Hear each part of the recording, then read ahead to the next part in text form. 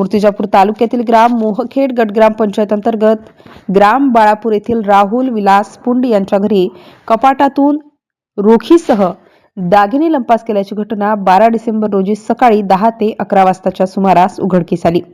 बाळापूर येथील राहुल विलास पुंड यांनी दिलेल्या फिर्यादीनुसार ते 12 डिसेंबर रोजी सकाळी शेतात तुरीला पाणी देण्याकरिता गेले होते। काही वेळाने त्यांचे आई वडील नेहमीप्रमाणे घरात कुलूप लावून चावी घराच्या बाजूलाच नायलॉन पिशवीमध्ये ठेवून शेतात गेले। सकाळपासून बाहेर गेलेला त्यांचा मुलगा घरी आला असता त्याला नायलॉन पिशवी चावी दिसली नाही।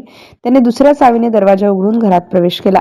त्यावेळी घरातील कपाट उघडे दिसून आले। त्यामध्ये ठेवलेली सोन्याची पोत किंमत 1,08,000 व रोख 5,000 असा एकूण 1,13,000 रुपयांचा मुद्देमाल अज्ञात चोरट्याने घरातून लंपास केल्याचे लक्षात आले।